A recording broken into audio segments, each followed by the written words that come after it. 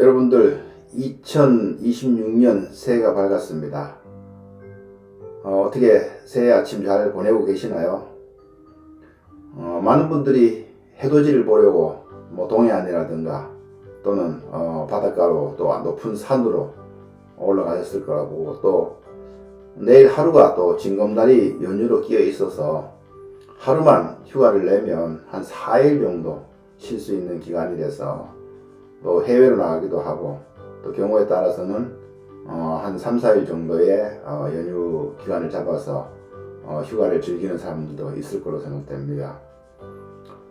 저도 오늘 아침에 조금 다른 날에 비해서 약간 여유를 가지고 시간을 보내고 있습니다.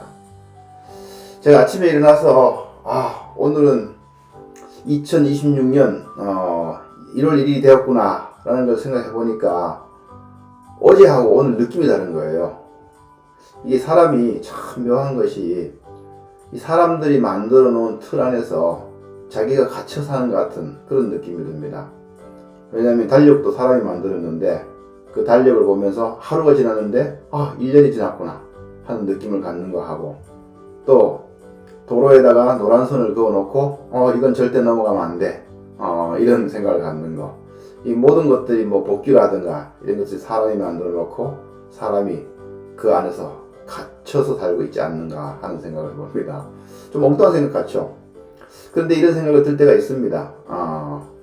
근데 2026년도 1월이 되면서 제가 잠깐 이제 세미나를 한번 본 적이 있었는데, 2026년도에 가장 핫한 사두가 뭐냐 이렇게 물어보니까 거기에서는 당연히 2026년도는 인공지능이 될 것이다 이렇게 이야기를 하더라고요. 근데 저도 언뜻 생각해 보니까 2026년도는 이 인공지능이 엄청난 우리 생활을 바꿀 거라는 예상이 됩니다. 그래서 오늘은 잠깐이나마 여러분들하고 인공지능에 대해서 이야기해보는 시간을 가져보려고 합니다.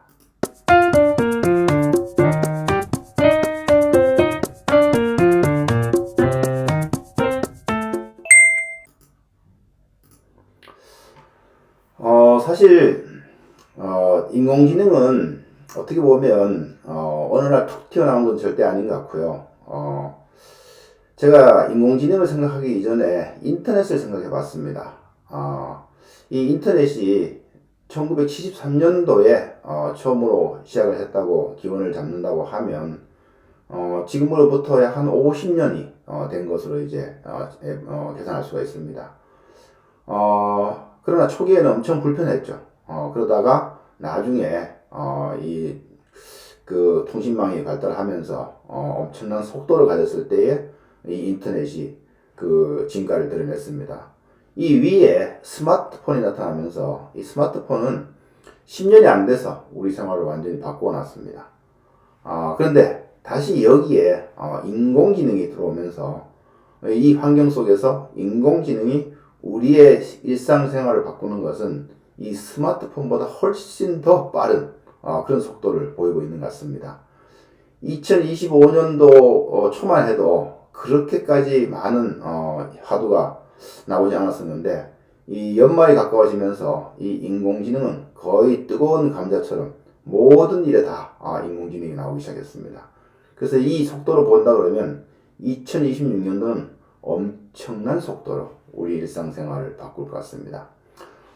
저는 이제 조리하는 사람으로서 모든 분야에 다 이야기할 수는 없지만, 이 인공지능이 어떻게 우리 이 조리 분야를 바꿀 것인가 하는 거에 대해서 생각해 본다면, 그 전부터 많은 생각을 하고 있었지만 오늘 아침에 저도 이제 일어나서 잠깐 이제 컴퓨터를 뒤지면서 살펴보니까 많은 분들이 이미 알고 계신 것처럼 2026년도에는 이 조리 분야에도 엄청난 인공지능의 변화가 올 걸로 예상을 하고 있습니다. 여기 보시면 제가 제미나이한테 물어봤습니다. 2026년 인공지능의 외식 및 조리 분야에 어떤 영향을 미칠까요? 인공지능이 이렇게 해야 되는데 제가 또 오타를 썼네요. 그러면 이제 그 제미나이가 이렇게 답했습니다. 2026년 인공지능은 외식조리 분야의 단순히 편리한 도구를 넘어서 운영의 중추신경계, 이 중추신경계로 새로운 미식경을 만드는 창의적 파트너로 자리를 잡을 전망이다 라는 이야기를 하고 있습니다. 중추신경계와 창의적 파트너가 될 것이다 이렇게 얘기하고 있습니다. 그래서 이 제미나이가 네 가지 핵심 영역을 정리를 해 주었습니다. 제가 이제 한번 찾아볼까요? 이 제미나이가 이야기한 거를. 여기 보시게 되면, 첫 번째, 주방의 혁신이 일어나게 되는데, 이 주방의 혁신은 AI 셰프와 스마트 키친이라는 말로 혁신이 일어난다고 합니다. 이미 우리는 인공지능 챗 GPT라든가 아니면 제미나이를 이용해서 레시피를 창조하고 있고, 이전에 셰프 왓슨이라고 하는 그런 인공지능 프로그램이 나와서 이미 여러 나라에서 사용하고 있죠. 그래서 여기에서는 이 특정 계절과 식재료, 고객의 선호도를 조합한 데이터를 기반으로 해서 시그너처 메뉴를 개발이 활발해질 것이다 이렇게 나와 있습니다. 두 번째로는 이제 조리 자동화인데, 이미 조리 자동화도 우리한테 가까이 와 있죠. 그래서 AI와 연동이 돼서 조리 시간을 매우 정밀하게 일관성 있게 다루어서 뭐 인력의 부족의 문제를 해결하는 것 동시에 매장에서 어떻게 보면 미슐랭급 품질을 유지하는 그런 음식을 만들어낼 것이다. 이게 이제 이 로봇이 만들어내는 거라 볼 수 있겠죠. 그 다음에 이제 비전 인지인데, 주방 내에서 이 카메라를 통해서, 보통 우리가 이 카메라에 센서가 달려있죠. 센서에 통해 가지고 식재료 배분의 오류, 위생 상태, 조리 숙련도 이런 것들을 체크해서 낭비를 최소화한다 이렇게 나와 있습니다. 두 번째로는 이제 운영에 진흥합니다. 이 보이지 않는 AI라고 하는데 인비저블 AI입니다. 고객 눈에 띄지는 않지만 이 백오피스 업무가 이제 AI에 의해서 움직인다는 것입니다. 가장 눈에 띄는 것이 이제 재고 관리, 수요 예측 이런 것이 있고, 음식물 쓰레기 감소, 원가 절감 이런 부분에 이제 운영에 이제 AI를 적용한다는 것입니다. 그 다음에 이제 가격 가변제인데, 사실 가격 가변제는 이미 많은 데서 사용하고 있지만 외식 분야에서는 그렇게 많이 사용하지 못하고 있습니다. 가령 예를 들어 가지고 음식을 이제 시간에 따라 가지고 집중되는 시간에서는 높은 가격을 받고, 또 한가한 시간에는 낮은 가격을 받는 뭐 이런 정도라 볼 수 있겠죠. 그래서 이미 뭐 호텔이라든가 항공사에서는 많이 사용하고 있는데, 외식 분야에서는 일부 사용을 해왔습니다. 그러나 이것이 이제 AI에 의해서 컨트롤 될 것이라는 것이죠. 그래서 이제 지능형 스케줄이라는 게 나오는데, 매장 방문객 수를 예측해서 인력 배치를 자동화함으로써 운영을 효율화한다는 것이 어떻게 보면 이 위에 있는 가격 가변제하고 같이 연동이 되는 거라고 볼 수 있겠죠. 그러면 밑에 이제 세 번째로는 맞춤형 고객 경험인데, 지금까지 21세기 들어서서 이 조리가 개인화에 초점이 맞춰져 있는데, 이제는 더 개인화, 완전한 개인화로 가겠다는 것이죠. 그래서 더 아주 초개인화라는 표현을 썼는데, 여기 보시면 단순한 맛집 추천을 넘어서 개인의 건강과 취향을 반영한 정밀 서비스가 가능해진다. 그래서 AI 기반 맞춤형 식당, 보통 우리가 고혈압이라든가 당뇨, 뭐 이런 질병을 가지고 있는 사람들, 또 알레르기를 가지고 있는 사람들, 이런 분들을 위해서 초개인화된 식단을 만들어낼 수 있다는 것이죠. 그 다음에 이제 보이스 AI 및 챗봇이 있습니다. 사실 지금도 좀 단순하게나마 이렇게 서로 음성으로 대화를 하고 있는데, 이것이 조금 더 정교화되고 좀 더 이제 대화가 이루어질 수 있을 정도로 늘어난다는 것입니다.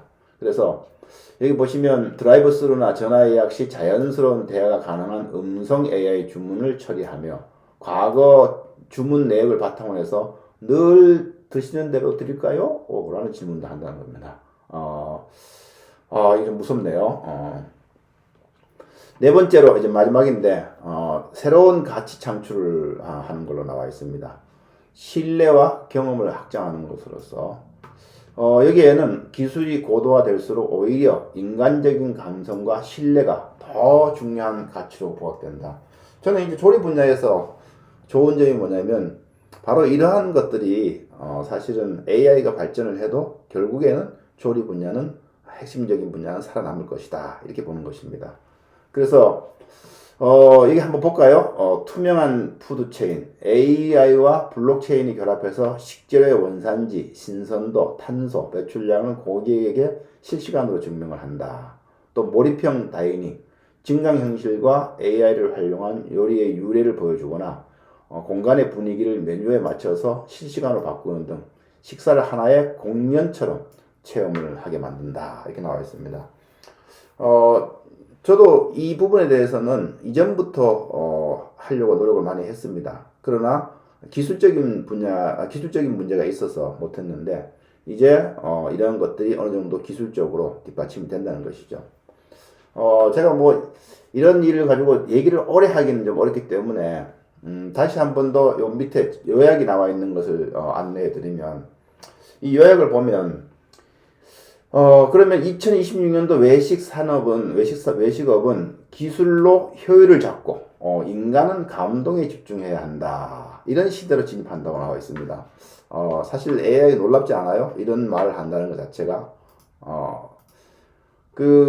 보시는 것처럼 기술로 효율을 잡고 인간은 감동에 집중해야 된다.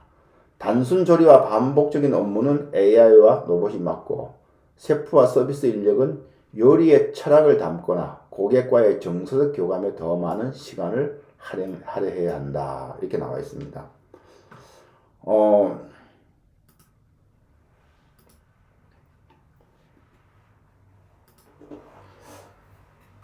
제가 AI한테 이렇게 물어보고 나니까 어떻게 보면 AI는 우리가 가야 될 길을 잘 정리를 해준 것 같습니다. 마치 내비게이션이 어떤 목적지를 치면 거기 목적지에 대해서 길을 안내해 주는 것처럼 그런데 결국에 가야 될 사람은 누가 가야 되면 내가 가야 되는 것이죠. 그래서 오늘 이 AI가 이 2026년도에 조리 분야에 어떠한 영향을 미칠 것인가 하는 것을 봤을 때 여기 보시면 첫 번째로 주방의 혁신이 일어나고 또 운영이 지능화가 일어나고 그리고 고객에 대한 맞춤형 서비스가 이루어지고 또 새로운 가치를 창출하는데 가장 중요한 것은 AI를 가지고 기술적 효율을 잡고 나서 그리고 사람은 어떻게 해야 된다고요? 감동에 초점을 둬야 된다. 철학을 가지고 감동에 초점을 둔다는 얘기를 하고 있습니다. 그래서 제가 이 AI가 정리해준 내용을 보면서 다시 한번 생각이 드는 것은 뭐냐면 결국에는 핵심적인 것은 결국 내가 해야 된다는 것이죠. 그래서 AI가 아무리 나를 도와줘도 내가 그 핵심적인 기술에 어떤 준비가 되어 있지 않으면 이 AI를 운영하는 데는 한계가 있다는 것입니다. 그래서 뭐 두서운 얘기처럼 들렸겠지만 오늘은 2026년도 첫날을 맞이해서 여러분들과 같이 그러면 2026년에 도대체 어떤 방향을 가지고 가야 되는가 하는 것을 생각해 봤을 때 결국에는 외식조리 분야도 AI와 함께 가야 되고 이 AI를 어떻게 하면 효율적으로 사용할 것인가 라는 것을 고민을 하고 그러면서 나에 대한 역량은 어떻게 키울 것인가 라는 고민을 하는 그런 한 해가 되어야 되지 않겠나 하는 생각이 듭니다. 내년도 아니면 또 이제 올해에 12월 달 가서 오늘 이렇게 이야기했던 내용들을 한번 돌아보면서 그러면 2026년도 12월 달에 2026년도 1월 달에 했던 일들이 얘기가 어느 정도 실행이 됐을까 하는 것을 또 비교해보는 그런 재미도 있을 것 같습니다. 오늘 어쨌든 여러분들께 새해 첫날 인사를 드리고 여러분들 또 새해 복 많이 받으시고 새해에는 건강하시면서 이 AI하고 많이 친숙해지시기를 바랍니다. 여러분들 또 다음 시간에 뵙도록 하겠습니다. 감사합니다.